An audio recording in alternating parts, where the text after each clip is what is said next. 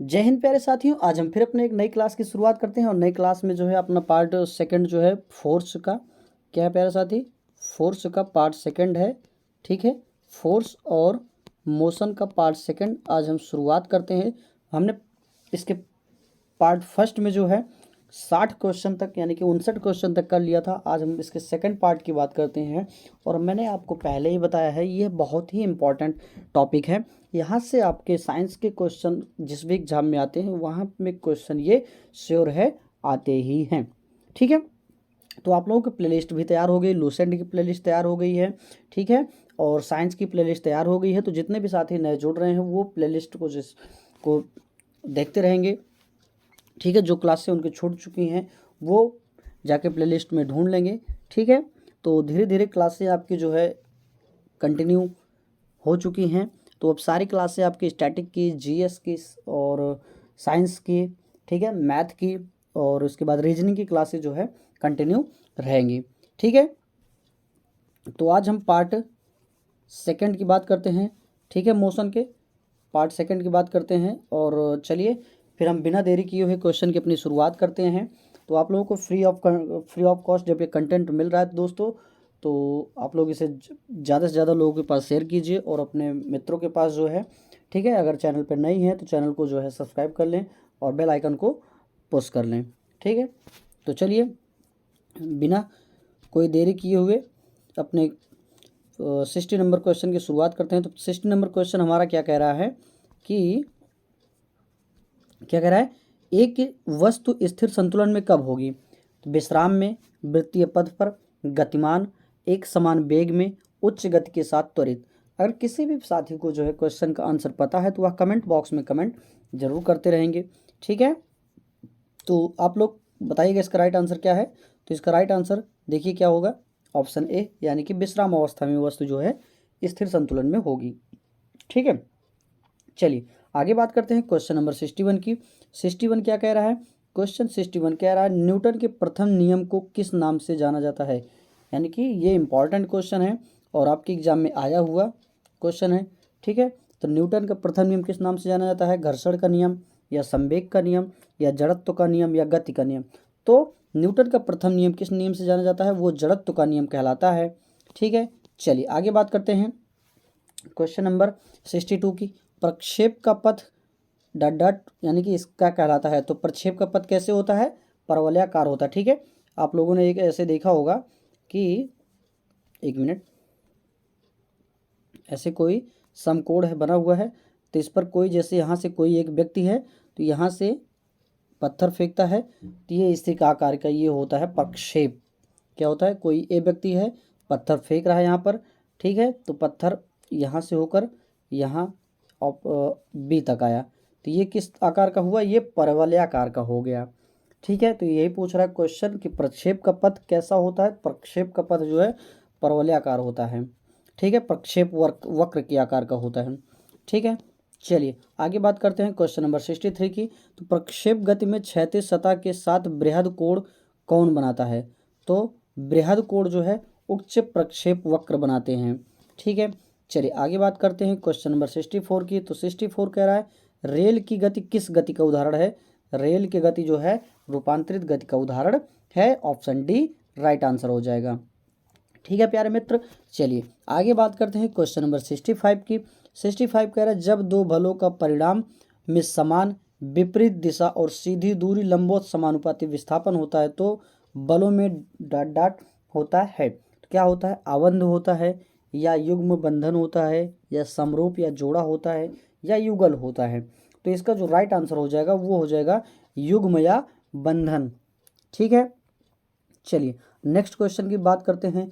Next question क्या कह रहा है हमारा, घूमती वस्तु के परिणाम स्वरूप उत्पन्न डॉट डॉट बल एक वृहद बल है। तो इसका राइट आंसर जो हो जाएगा वो हो जाएगा आघूर्ण।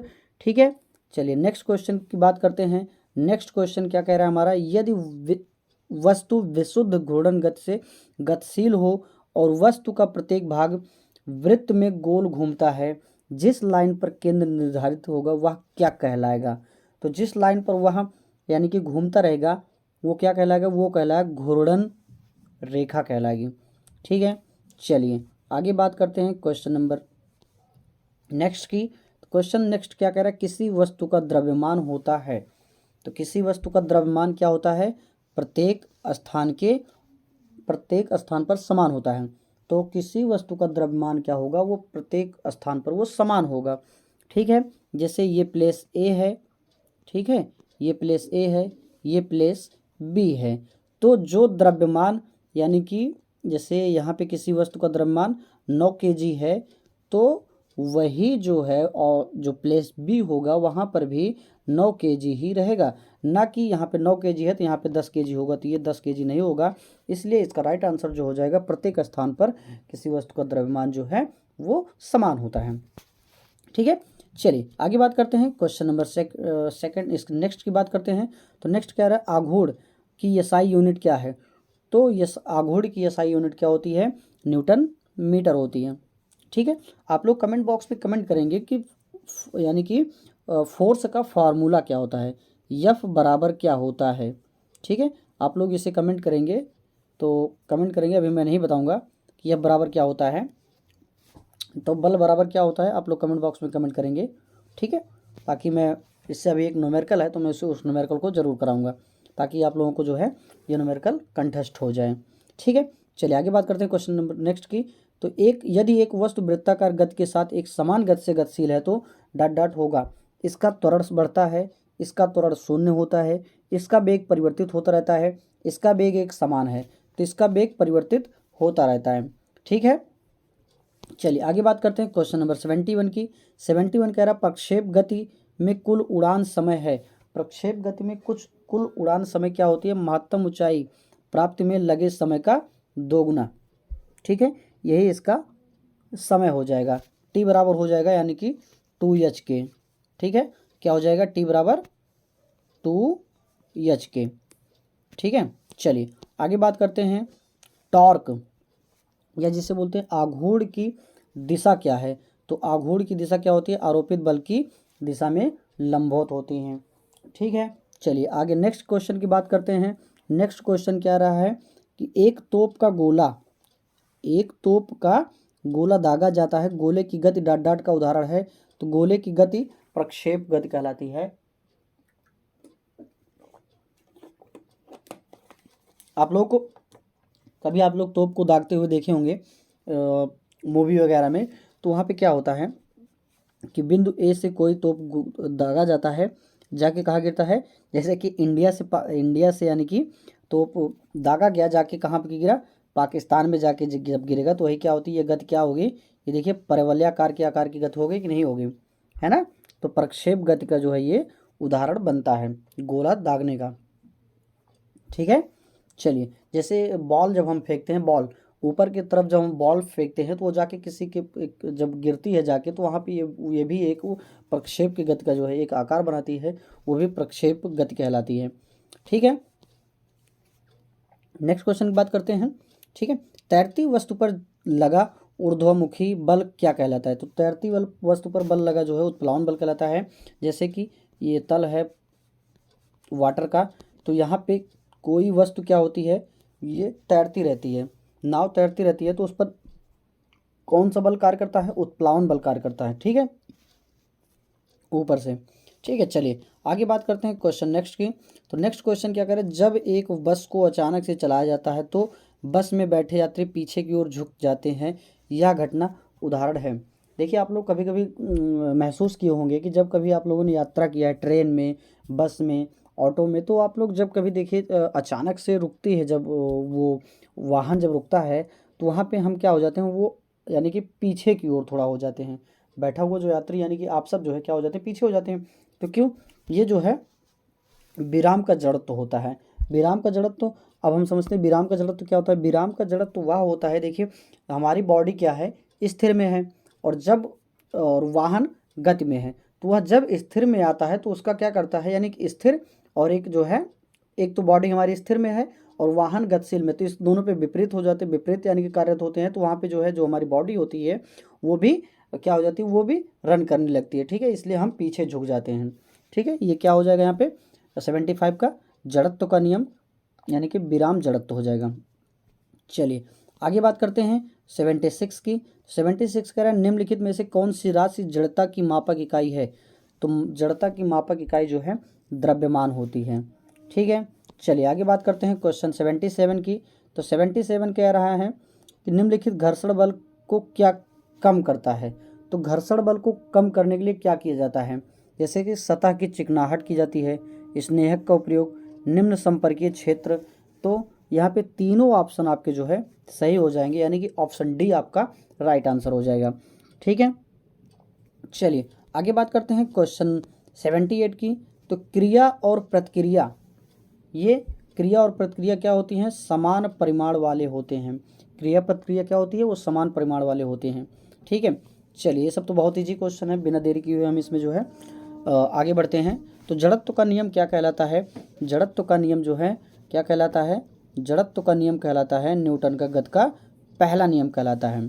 ठीक है, चलिए, और तीसरा नियम क्या कहलाता है? वो क्रिया प्रतिक्रिया का नियम कहलाता है। ठीक है, इसे आप लोग जरूर ध्यान दिए रहेगा कि भैया पहला नियम जो है क्या कहलाता है? वो देखिए, न्यूटन का गति का पहला नियम कहलाता है जो है क्या कहलाता है? जड़त्व का नियम। और जो तीसरा नियम होता है वो क्या कहलाता है? तीसरा नियम कहलाता है क्रिया प्रतिक्रिया का नियम।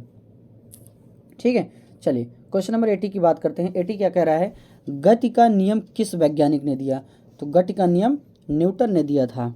ठीक है, चलिए आगे बात करते हैं। गति का नियम किसने दिया था? न्यूटन ने दिया था। 81 की बात करते हैं। सतह के लंबवत किसी वस्तु पर आरोपित बल क्या कहलाता है?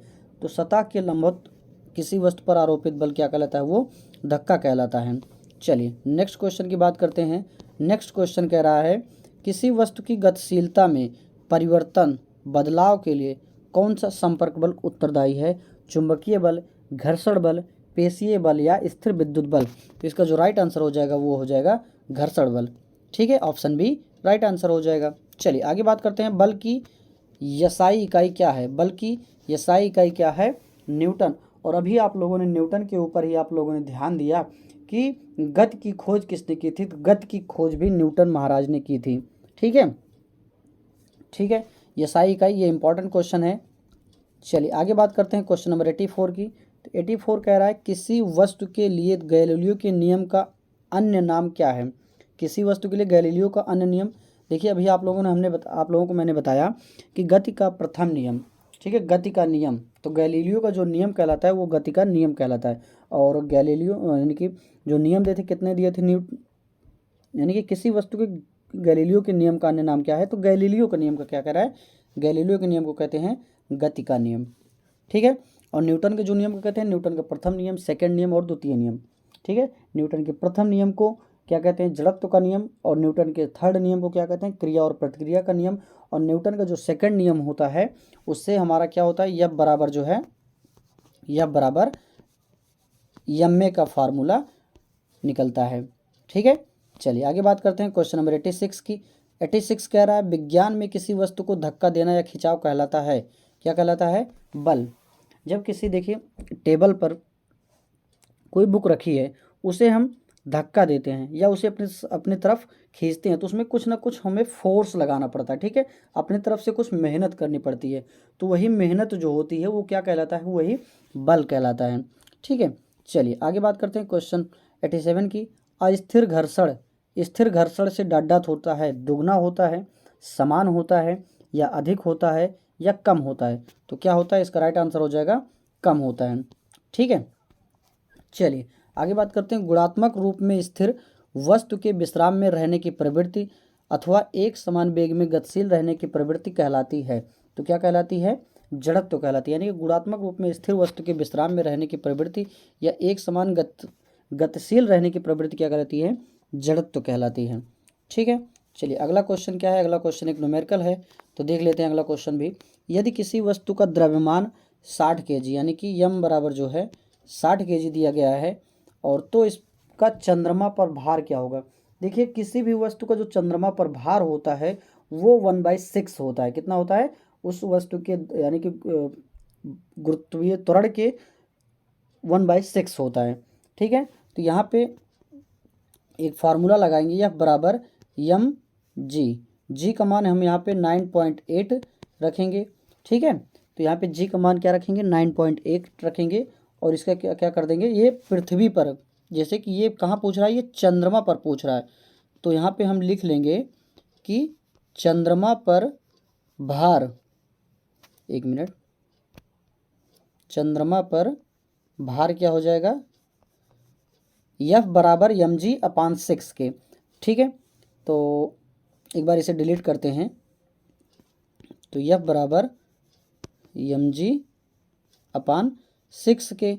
ठीक है, तो चलिए यम का मान 60 रखिए, उसके बाद इंटू क्या कर दीजिएगा, जी का मान 9.8 मैंने आपको बताया, और यहाँ पे 6 रख दीजिएगा, तो 6 से 6 कैंसिल हो गया, आ गया 10 यहाँ पे। ठीक है, तो यहाँ पे 10 आ गया, तो आ जाएगा हमारा 98। तो 98, तो ऑप्शन में देखिए 60 न्यूटन के, 600 न्यूटन के, 100 न्यूटन के एंड 10 न्यूटन के। तो 98 किसके बराबर, किसके परपेक्ष में, यानी किसके आसपास आ रहा है, तो 98 के आसपास में 100 आ रहा है, तो यही इसका 100 जो है राइट आंसर हो जाएगा, 100 न्यूटन इसका राइट आंसर हो जाएगा। ठीक है, तो चंद्रमा पर जो भार हो जाएगा वो हो जाएगा 100 न्यूटन। ठीक है, तो क्या आप लोगों को समझ में आया? ठीक है, चलिए आगे बात करते हैं क्वेश्चन नंबर 90 की। संपर्क बल के लिए अन्य नाम क्या है? तो संपर्क बल के लिए अन्य नाम क्या है? घर्षण। चलिए आगे बात करते हैं क्वेश्चन नेक्स्ट की। यदि किसी वस्तु पर गति की दिशा के विपरीत दिशा में बल लगाया जाता है तो वस्तु की गति क्या होगी? यदि किसी वस्तु पर गति की दिशा के विपरीत दिशा में बल लगाया जाता है तो वस्तु की गति क्या होगी? वस्तु की गति जो है कम होगी। जैसे देखिए, जैसे कि देखिए कोई एक साइकिल जा रही है, तो साइकिल जो है एक सीधी डायरेक्शन में जाती है, और मान लो कोई व्यक्ति है वो पीछे से साइकिल को खींच रहा है, तो क्या साइकिल उतना तेज जितने पहले की अपेक्षा में जा रही थी, क्या वो पहले उतना तेज जा पाएगी? नहीं जा पाएगी। तो इसी को क्या हो जाएगी, इसी यही क्वेश्चन कह रहा है कि यदि किसी वस्तु पर गति की विपरीत दिशा में बल लगाया जाता है तो वस्तु की गति क्या हो जाएगी? वस्तु की गति ही कम हो जाएगी।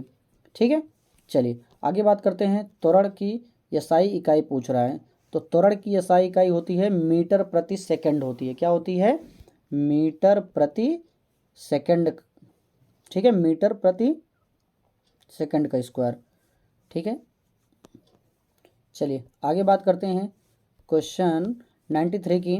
तो 93 क्या कह रहा है? गति के दूसरे नियम दिए गए बल त्वरण किसी वस्तु के विपरीत समानुपाती होते हैं। किसके समानुपाती होते हैं? एफ इज प्रोपोर्शनल यम के। तो एफ बराबर यम में ए नियतांक हो जाता है यहाँ पे, तो यही ए को त्वरण कहते हैं, एफ को फोर्स कहते हैं, यम को मास कहते हैं। ठीक है, चलिए आगे बात करते हैं क्वेश्चन 94 की। 94 क्या कह रहा है? दो सतहों के मध्य घर्षण बल बढ़ेगा यदि, दो सतहों के बल के मध्य घर्षण बल बढ़ेगा यदि दोनों सतहों के बीच स्नेहक की एक सतह है, दोनों सतहें मजबूत से दिखती हैं, दोनों सतहों के मध्य वायवीय लय उत्पन्न होता है, दोनों सतहों की अनियमितताएं दूर हो जाएं। देखिए इसका जो राइट आंसर हो जाएगा 94 का, वो ऑप्शन बी। अगर दोनों सतहें मजबूत होती हैं तो वहाँ पे घर्षण बल बढ़ेगा। ठीक है, लेकिन यहाँ पे देखिए पहला ऑप्शन जो कह रहा है स्नेहक की सतह होगी, जब स्नेहक लगाया जाएगा तो वहाँ पे घर्षण बल जो है कम हो जाएगा, है ना? ठीक है, चलिए आगे बात करते हैं क्वेश्चन 95 की। एक वस्तु के लिए डॉट गति पर विश्राम अवस्था अनुमानित होगी, क्या हो जाएगी? एक वस्तु के लिए गति पर विश्राम अवस्था क्या होगी? वो शून्य हो जाएगी। ठीक है, चलिए नेक्स्ट की बात करते हैं। सतह घूमती गेंद के सामान्यतः धीमी होती है, अंतर्गत्वा स्थिर होने का कारण है, क्या है? घर्षण, चुंबकीय बल, स्थिर विद्युत बल या पेशीय बल। तो इसका जो राइट आंसर होगा ऑप्शन ए, यानी कि घर्षण। ठीक है, चलिए नेक्स्ट की बात करते हैं। मुक्त रूप से गिरती वस्तु डॉट गति का उदाहरण है, तो मुक्त रूप से गिरती वस्तु जो है एक समान त्वरण का उदाहरण है। नेक्स्ट की बात करते हैं क्वेश्चन नेक्स्ट की बात करते हैं। यदि वस्तु की गति की दिशा में बल आरोपित किया जाता है तो वस्तु की गति क्या होगी? यदि वस्तु की गति की दिशा में बल आरोपित किया जाता है तो वस्तु की गति क्या होगी? वो श्योर है वहाँ पे बढ़ेगी। क्यों बढ़ेगी? क्योंकि मैंने अभी आपको साइकिल वाला एग्जाम्पल दिया था, तो साइकिल को क्या करेंगे, अगर हम साइकिल के विपरीत करते हैं तो वहाँ पे गति जो है घटती है, लेकिन साइकिल जिस दिशा में जा रही है अगर हम उसी दिशा में धक्का देंगे तो वो साइकिल की स्पीड जो है और बढ़ती चली जाएगी। ठीक है, तो इसलिए इसका राइट आंसर जो होगा वो बढ़ जाएगी। ठीक है, चलिए आगे बात करते हैं 99 क्वेश्चन की। तो 99 क्वेश्चन कह रहा है द्रव द्वारा लगाया गया घर्षण बल डॉट भी कहलाता है। तो द्रव द्वारा जो घर्षण लगाया जाता है वो अवरोधक कहलाता है। ठीक है, 100 क्वेश्चन की बात करते हैं। एक सीधी रेखा में एक समान गति से गतिशील वस्तु का डॉट डॉट समय के साथ नियत रहता है। नियत क्या रहता है? वेग जो है, समान गति से गतिशील वस्तु का समय के साथ नियत रहता है वेग। ठीक है, ऑप्शन बी राइट आंसर हो जाएगा। चलिए 100 क्वेश्चन बात करते हैं, जो कि हमारे आज की क्लास का लास्ट क्वेश्चन है। ठीक है, तो घर्षण का क्या कह रहा है? घर्षण का कारण दोनों सतहों के संपर्क में डॉट डॉट है। घर्षण का कारण क्या है? अनियमितता, यानी कि ऑप्शन ए आपका राइट आंसर हो जाएगा। ठीक है, तो यहाँ पे आज की क्लास समाप्त होती है। तो मैंने दोस्तों आपको पहले ही बताया कि साइंस की क्लास की पीडीएफ जो है, साइंस की क्लास की जो है प्लेलिस्ट बन चुकी है। आप लोग ज़्यादा से ज़्यादा लोगों के पास शेयर करते रहिए। ऐसे ही क्लास आप लोगों को डेली कंटिन्यू रहेगी, मंडे टू सैटरडे। ठीक है, आप लोगों को बीच बीच में स्टैटिक्स की जो है ट्रिक की क्लासें भी लाई जाएंगी। शॉर्ट वीडियो तो डेली अब पढ़ रहे हैं। ठीक है, आप लोगों को ज़्यादा से ज़्यादा प्यार भी मिल रहा है। तो आप लोगों से यही निवेदन है मेरे प्यारे साथियों कि आप लोग अच्छे से अच्छे तैयारी कीजिए। फ्री ऑफ कॉस्ट आप लोगों को सारे कंटेंट जो है प्रोवाइड किए जाएंगे। ठीक है, आप लोग अपनी तैयारी को बेहतर बनाएं। तो बस आज की क्लास में इतना ही, मिलते हैं अपने नेक्स्ट क्लास में। एंड जय हिंद।